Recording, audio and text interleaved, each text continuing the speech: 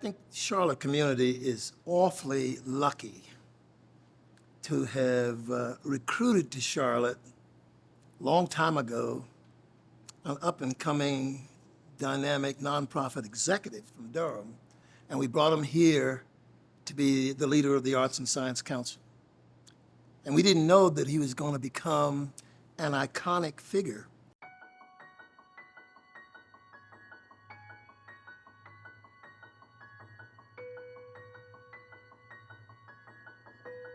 Michael's presence has been so very important since our city has grown so much over the time that he has been active in how we deal with arts and culture and philanthropy. Michael's work has benefited the greater Charlotte region in more ways than we really can count, and I think probably in greater ways than we even recognize today.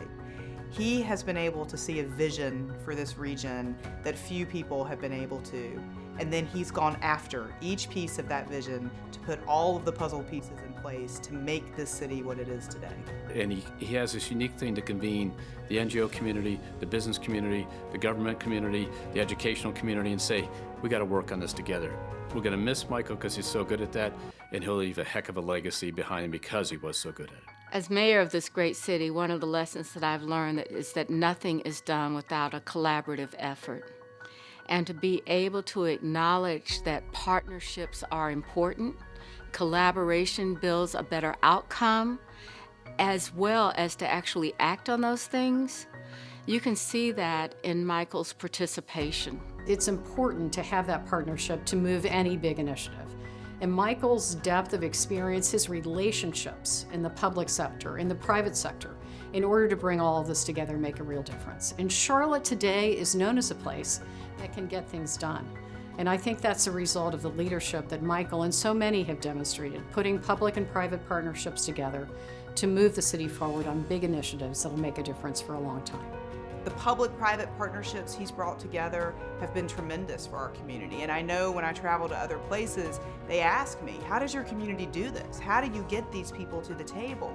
And while there are lots of people and institutions responsible for that, I don't think we can overlook the role that the foundation under Michael's leadership has played. I have not yet met a person in Charlotte, whether they were from either rung of the economic ladder, bottom or top, that did not have a great deal of respect for him. And that's saying something, because I've never thought of him as a politician, but he probably was. But you didn't think of him that way.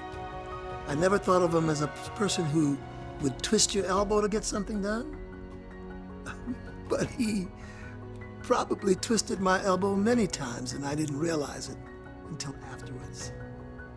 This guy knew how to relate. He is someone that cares deeply that people understand that to participate in a democracy, to participate in community, it doesn't always require that you have a PhD, but it is helpful for a community to have a sound foundational educational system. And Michael has worked on that through LIFT. He's worked on it through the Upward Mobility Study.